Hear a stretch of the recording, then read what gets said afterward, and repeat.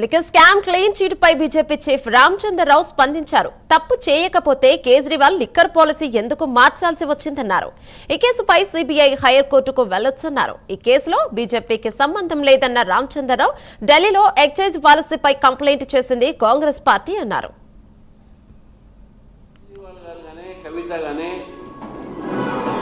వీళ్ళపైన ఈరోజు discharge petition కోర్టులో జరిగిన డిశ్చార్జ్ పిటిషన్ అది ఒక న్యాయపరమైన ప్రక్రియ.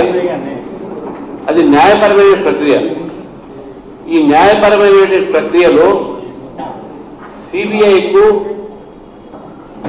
అదేవిధంగా వీళ్ళ మధ్యన అడ్వకేట్ మధ్య టెక్నికల్ పాయింట్ మీద డిశ్చార్జ్ అది సాంకేతికమైనటువంటి ఒక విషయాలపైన ఒక ముద్దాయి డిశ్చార్జ్ అయితే అది వాళ్ళు ఏదో అమాయకులని చెప్పడానికి వీలేదు. Discharge on technical grounds is not proof of innocence.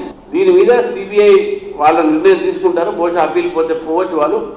ఇది ఓన్లీ ట్రయల్ కోర్టులో జరిగినటువంటి నిర్ణయం. ఇది ఏది ఉన్నప్పుడు కూడా దాంట్లో ఎటువంటి వాస్తవాలు లేకపోతే సెల్ ఫోన్ ఎందుకు కాలు పెట్టాలి, సిమ్ కార్డు ఎందుకు కాలు పెట్టాలి, కేజ్రీవాల్ గారి పాలసీని ఎందుకు మార్చుకోవాలి. 2022లో ఇవన్నీ బయటపడ్డ తర్వాత రివర్స్ పాలసీ చేసుకుంది కేజ్రీవాల్ ప్రభుత్వం. మన అంత చిత్తశుద్ధిలో ఎందుకు చేస్తున్నారు? లాస్ట్ ఒకటే క్వశ్చన్ చెప్తాను. ఇది భారతీయ జనతా పార్టీకి ఎటువంటి సంబంధం లేదు. కంప్లైంట్ చేసింది కాంగ్రెస్ పార్టీ. కోరుట్లలో రాబోయే ఎన్నికల్లో బీజేపీ గెలుపు ఖాయమన్నారు ఎంపీ ధర్మపురి అరవింద్. గత ఎన్నికల్లో కొద్ది తేడాతో ఆ సీటు మిస్ అయ్యాయని, వచ్చే ఎన్నికల్లో ఇక గెలుపుకు ఈ చేరికలు మొదటి స్టెప్ అన్నారు. రేవంత్ రెడ్డికి సెటిల్మెంట్లు తప్ప అడ్మినిస్ట్రేషన్ గురించి అవగాహన లేదన్నారు. అవగాహన రాహిత్యంలో పాలన సాగిస్తున్నారని ఎంపీ ధర్మపురి అరవింద్ ఫైర్ అయ్యారు. నెక్స్ట్ టైం గ్యారంటీగా అక్కడ భారతీయ జనతా పార్టీ గెలవడం నేటి జాయినింగ్ తో దానికి పునాది పడ్డది. ఆ గెలుపుకి పునాది. మొన్న రామచంద్రరావు గారు మాట్లాడింది ఇందాక మొన్న చూసిన ఇది అక్బరుద్దీన్ చాలా డెస్పరేట్ ఉన్నట్టున్నారు జిహెచ్ఎంసీ పర్ఫార్మెన్స్ కోసం.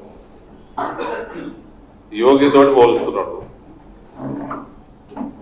యోగి